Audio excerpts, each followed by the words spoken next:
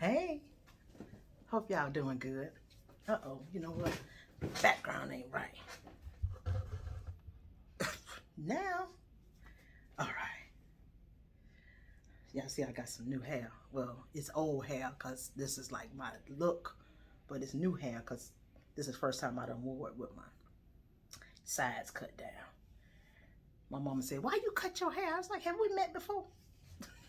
I always cut my hair. Anyway, so this particular tale is strictly about one woman. Um, and I did her hair for sure 10 years.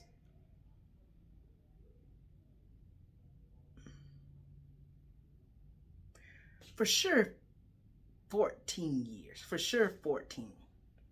We're gonna go, let's go with 14. Boom, 14. The only reason I'm not doing her hair now is because she moved. We literally just talked the other day.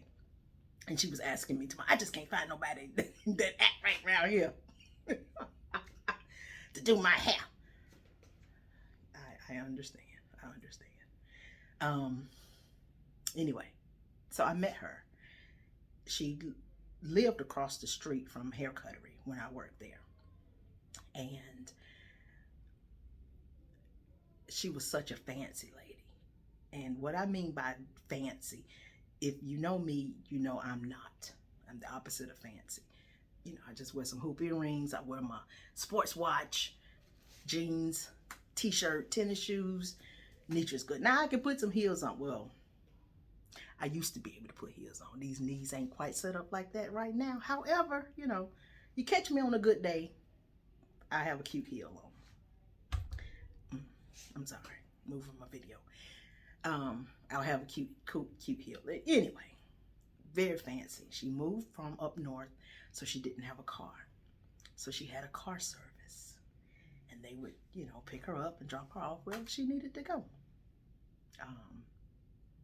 After we got to know each other, like I said, she lived right across the street, so the car service might drop her off, depending on where she was going or coming from, and she just walked across the street to work. Back home. So after we got to know each other, I'd just take a break and drop her off, take her home, and then, you know, whatever. But she would come in every week. She would get her hair relaxed and roller set. That's what she wanted. She didn't want, there was no diversion from that. She needs her good relaxer, and she needs her hair rolled up. And she would roll her hair the minute she got back in the house. She kept lots of curls, and she had beautiful hair. She would come in weekly with a Dooney Burke pocketbook. Now, it's a thing now. Everybody wears bags. And in my world, when I was younger, that wasn't a thing. I mean, we had pocketbooks. It was just for, you know, you go to wherever and get your pocketbook, Macy's or Belk or TJ Maxx or whatever was cute. You just wore a little pocketbook. But wearing brand name pocketbooks wasn't a thing. Not in my world. Now, for some people, they always have done that. It just wasn't a thing for me. Like her, she's always done that. And Dooney Burke was her brand of choice. For me, I was like, man, these bags are gorgeous. You know, the construction on them and the leather. And at the time, you would be able to, if something happened to it, you could send it back. They would replace it, or they would clean it, or, you know, fix, you know, if anything broke off, or they take care of it 100% and send it back to you. I think you got a time limit on it now, but years ago, that's what they would do. But she would come in every week with a brand new bag. Y'all, them was some bad bags. They were so nice. That became my love for the Dooney Burke pocketbook. When I turned 40, that was my celebration to myself. I would buy myself a Dooney, because before I knew that Dooney had an outlet, and the closest outlet to me is Florida, the bags were no cheaper than $250. $250 was a cheap Dooney and Burke bag. But she would have a new bag every week. I mean, literally weekly. I think in the years that I saw her, that I paid attention, repeating a bag was very rare. That's how many bags she had. Time goes on. She had, by she was living here now, so she bought a car and a house and all that kind of stuff. And her mother moved down from up north, and they were living together. And I saw where the apple fell from the tree, because her mama was a Dooney Burke bag lady too. Her mama was really a whatever I feel like lady. She would purchase just stuff, random stuff all the time. Anything she just wanted, she would try anything. Her mama would come in and with her periodically, and she'd get her hair done. And she was a hard lady. As much as I tried my best to please her, I never did. What I learned early on is if somebody tells you they want an inch cut off, they only want a few, centimeters cut. They don't want no real. So I always cut less and work our way up. I ask a lot of questions. Are you sure? Okay, this is how much we're gonna cut. This is where it's gonna fall. This is how it's gonna look. Oh no, don't cut that much off. Cut this much off. Now I'm to the point where they say something, I just cut. Oh yes, that's exactly what I wanted. It'd be the total opposite of what they actually wanted. That just comes from doing the job. You figure that kind of stuff out. My client had some health issues, and she would have seizures, and they would be bad seizures. She'd come in sometime and she would have her face was scraped up or something. What in the world? What? Oh, I had a seizure. I fell out the bed. I mean, it was bad. It had gotten really bad. She had gotten into a car accident. Man, we got to figure out something. We got to do something different. This is not working. I don't want to act right. Okay. This is not working. So they ended up doing surgery. Some kind of surgery in the front of her head. So they were going to have to cut from ear to ear and pull her face down, the top of her skull, the skin of her skull, pull it down and tweak whatever they needed to tweak. I don't know. I don't do that kind of work, so I don't know what they did. However, when she was in the hospital, I went to go see her. Went and got a little edible arrangement. Edible arrangement is my thing for everything and for everybody. I just think everybody loves fruit. And then when it's in a bouquet, it's beautiful. Went and got a little edible arrangement, and I walked into the hospital. She knew I was going to be scared. She immediately, hey, she turned on for me to make me feel comfortable. Because y'all, they had shaved off all from ear to ear up front, shaved off all of her hair, and she had staples lined up all across like a headband, lined up all across her head. And then she had these things pushed up her nose like it was stopping her, had stoppers in her nose. I walked in terror. It frightened me. I was so scared. I was like, what did they do to you? I knew what they were supposed to do, but when you see what they have to do, you don't be ready for it. Oh, she just talked and talked and laughed and laughed. By the time I left, I was like, oh, okay, she's fine. Like, everything is cool. Everything went away. It was just that initial reaction to what she looked like. She got out the hospital and she went home. And so I would go over and I would clean her wounds for her and, dry shampoo the hair that she hadn't left, just to keep, she didn't have no hair on top, so we were just trying to make it as presentable as it possibly could ever be. So I didn't see her other than, I didn't see her in the salon for a very long time. It's funny because I don't even remember that time of her hair growing back. But y'all, this surgeon, the work that he did, I was there. I saw the scars. I saw the staples. It's like nothing ever. That man was so tight. It was like it never happened. The hair grew back. We never relaxed again. But the hair grew back. It was literally like nothing ever happened. It was amazing. I said, I don't know who did this, but they did this. Like when people are called to a job, they are called to a job. This man, he do this. He did it. That's what my girlfriend say. I do this.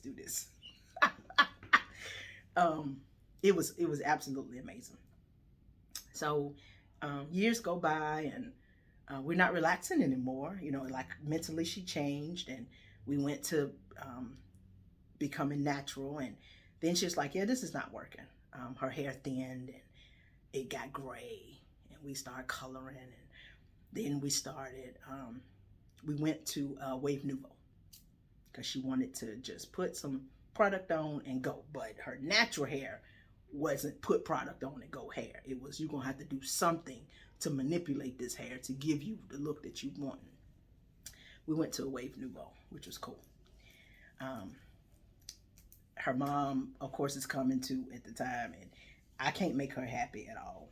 I cut off nothing. She cut all my hair off. Now, she never said that to me. She said that to my client, though. She just cut all my hair off. But I didn't. Like, I really didn't cut all her hair off. I realized doing her, some people you just can't make happy. They got some other stuff that, you know, they're dealing with that ain't got nothing to do with you. So for all the wonderful and the just super talented hairstylists that really listen to their clients and give them what they're asking for, and they still ain't happy, just smile, collect your money, you know, go on to the next.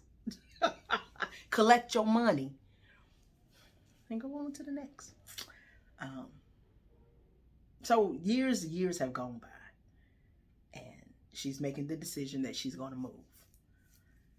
And I'm, you know, real sad about it because I've, you know, done her hair for so many years. But, you know, people they do transitions, and they want to do other things, and life is going on. So they move. They move, and I'm still talking to her. She comes up here maybe twice from where she lives to get her hair done, because she still has physicians in the area. Comes up maybe twice to get her hair done. And then she calls and tells me that her mom passed. And I knew that was real hard for her, because they lived together and they fought and they loved, and you know, that was her person. That was really her friend. As an adult, that was her friend. So I get one of my girlfriends, and we're gonna head down to the funeral. About 5 hours down the street. So I haven't told y'all, but I am a NASCAR driver in my heart.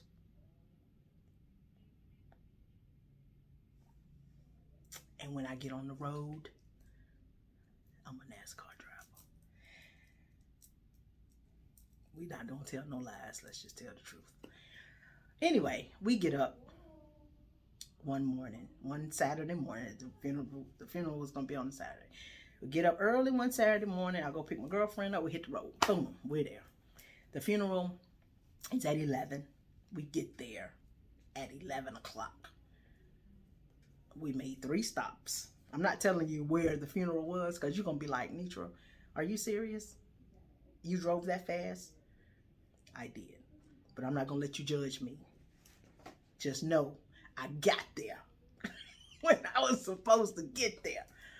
So the funeral had started. I think we got there. We really might have got there 5 minutes to 11. We made 3 stops. One stop, we stopped at a Walmart and went inside, got a snack, used the bathroom, and got back in the car. That's neither here nor there. So we get to the funeral, and the way that the funeral home is set up, it was in the chapel of the funeral home. The way the funeral home is set up, we have to walk past this door where everybody can see us and past the casket to go to the bathroom. I was like, who made up this? Nevertheless, we tiptoe. I got our little heels on. We tiptoe, go use the bathroom, and then we come back. And we're sitting in like a overflow area. So what we see is the casket, the officials, and the first row. But I don't see her because she's sitting closer to me on the first row. So she can't see me. My girlfriend is sitting here. She can see my girlfriend though. So they, get up and everybody's having their words. She gets up. And of course she gets up and she looks in my direction. It was over. Y'all, I had these dreams or visions that she was going to act up about me being there. Oh my God, my hairstylist. I know that's exactly what happened. And I can't remember if I told my girlfriend that she was going to do that. I can't remember if I had told her before, but I had these thoughts that she was going to be that surprised. Not shocked, but happy surprised. The fact that I was there, I don't believe was a shock to her. That I actually drove down. I don't believe that was a shock. But when you see somebody, or she just, oh my God, this is what I was like, stop. Come on. Do what you're supposed to do. You're embarrassing me. She just went on and on. Can you just get on so we can finish with this film? Just do what you got to do. But she was so happy to see me. And so the funeral was over, and she comes up, and they asked us to come back to the house, with the family and stuff. And we had just already made plans because we were driving through. We were going to stop somewhere, a specific restaurant, and have dinner because we were in that city. So they, oh, you need to eat with us. We could. So we stopped and changed clothes and headed on back. But she was so excited, and that's just, it's amazing the small things that people do to transform your life. If I never met her, my pocketbook of choice probably wouldn't be a Dooney. And just to see somebody just live in the freeness of who they were, was wonderful. She had been married, but that didn't work out, and she didn't feel like doing it again, and so she didn't. But she was a boss woman, all in her own right, but very respectful and very just knowledgeable in who she was. And to have that type of confidence, I believe that a lot of my clients have helped me to develop my own set of confidence. All of the stuff that they do. So that's my story about Miss Honey. That's what I'm gonna call her, Miss Honey. And to this day, I actually literally just talked to her last week, and we chatted it up, and she's doing absolutely wonderful in her city, new city. It ain't quite new no more, but in the city where she lives, she's doing really, really great. And she's closer to some family down there. So yeah. So that's it. Have a good day.